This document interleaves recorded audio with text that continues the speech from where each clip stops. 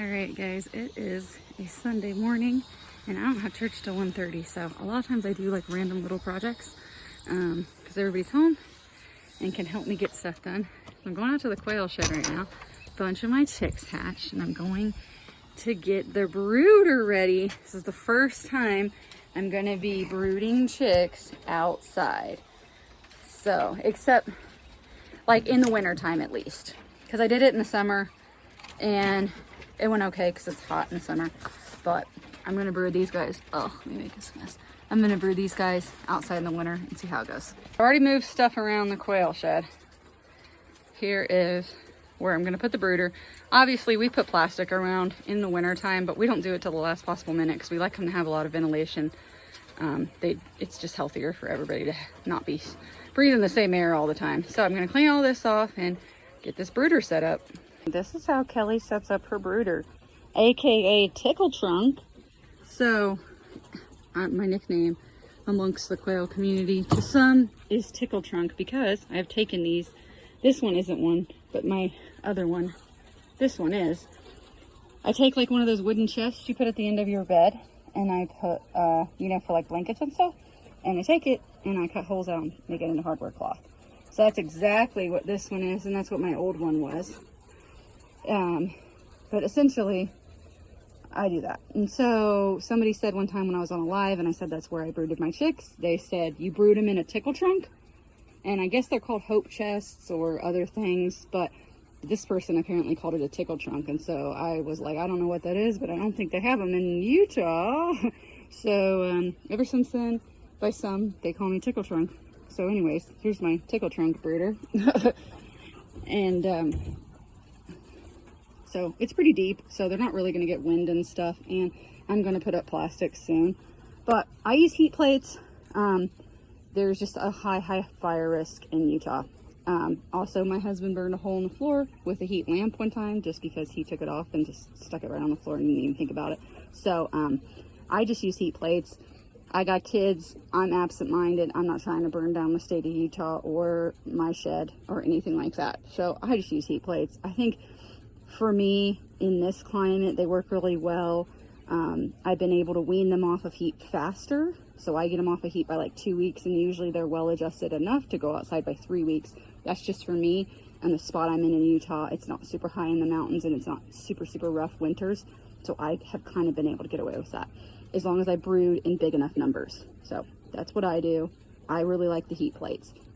So I do not put the tops on the feeders, except this time I bought a base from Dale's Quails at QuailCon, and it has smaller holes. I don't know if you can see that because it's kind of, the sun's hitting right. It's got smaller holes and little ports, and I can take the ports out when they get bigger, but I think it'll make it so they cannot climb up inside the feeder. A lot of times they'll eat through and somehow tunnel up into there and like suffocate or whatever. And so I think this is going to prevent that problem. I'm going to keep a real close eye on it and see, but I think this might work. But as for these bigger ones, until my husband can possibly print me ports for them, I'm just not going to put the tops on them, and I just fill the food a couple times a day depending on how many chicks are in there. And then I use quail waterers because I have button quail in there. I was going to use the Dale's Quails waterer, which I got is this piece right here, which would work perfect for Coternicus. However, I have buttons that'll be in this batch, and I am just concerned about them drowning, so I'm just going to use the quail waterers. And usually I stick marbles or rocks or little shiny, those clear rocks that you can put in, like my mother-in-law has a huge fairy garden, so I take those out of her fairy garden and put them in these waterers, and that helps a lot too. Just make it so there's less surface area on the water so the chicks can't get wet and drown and all that fun stuff. So this is how I set up my brooder. And obviously I lower the heat plate. I just stuck it in there and it's warming up now. And I run an extension cord from the house. And the backyard's a mess right now because we're reorganizing a bunch of stuff and redoing stuff before winter. But that's how I set up my brooder. And I'm really excited to not have this many chicks in the house. and my incubator's peeping, so I'm gonna let this warm up, and then in a little bit I will move the chicks outside. All right guys, so that's how I do my brooder. It's super easy, and honestly, I personally think that if it's too hard, you're just not doing it right. Because let's be honest, if something is stupid hard all the time, I don't mean labor intensive hard, because homesteading, you got to put in the work, right? But if you make something so complicated and there's a way to make it faster and more efficient, especially time-wise for you, so it's not zapping your energy, you're going to be able to do more and you're going to enjoy it. So if something is like crazy, stupid, time-consuming, try and see if you can find a way to make it a little bit easier on yourself, because everybody's at a different stage in life. But I have 2 younger kids, elementary school age, and 50 million other things I gotta do. So I want taking care of my animals to just be my release and be just chill and good morning. And something that's fun for me. And if it's so hard and if it's time consuming, won't have a lot of time to do it.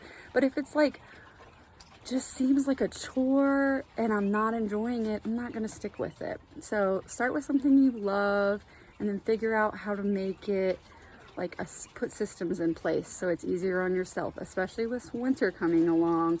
It's a lot more work to have animals. So we are cutting down quite a bit. Some animals we only raised for meat and weren't planning on keeping through the winter anyway, but we're changing up quite a bit and putting a lot of systems in place so that hopefully winter will be even easier. And every year it's gotten easier because every year we figured out something else that works for us in our climate that's going to help it, so I'm not outside like breaking ice for hours or pouring hot water to melt things or taking a heat gun to the water system. So every year we find something that we're like, ooh, I think I could improve on that. And so yeah, any tips and tricks I will try to share with you guys, so hopefully it can help. I know everybody's in a little bit different climate, but if you find someone on YouTube that's in a similar climate to you, a lot of times their tips and tricks can help. Or you can say, you know, this one thing Kelly does might actually work where I'm at too, and then try that. So hope this helps you guys, and I will catch you guys in the next video. Happy Sunday. Okay guys, it is Monday afternoon. I wanted to give you guys a quick update on how everybody did last night. So probably got to like 50 last night. It's about average right now. It's September 23rd, I think. So yeah, everybody did great. There was one loss out of 127 Paternics and 12 buttons, and that one wasn't doing super good anyway. Everyone else was doing amazing. And yeah, so it's super nice. I did want to add that I put that I usually, the heat plate being on here, when I brew them inside, I get them off heat by 2 weeks and put them outside by 3 weeks. However, because they are being brooded completely outdoors now, I likely will keep them on heat like 3 weeks, and just give them less heat and raise it up higher than I normally do, because in the house I take the heat off and they have a week to adjust to no heat, but inside a 72 degree house. And this, I don't want them to go from, 90s to 40s or 50s or 30s or whatever the temperature is. So I will keep them on heat a little bit longer, but that's just because they're already outside. And I'm not like rushing to get them outside. They're already out here. So yeah, I'm excited. I think this will be good. Also, if you're watching this video and you're in need of chicks, we do hatch chicks year round. So just hit me up. My information's on my website, and I will hook you guys up.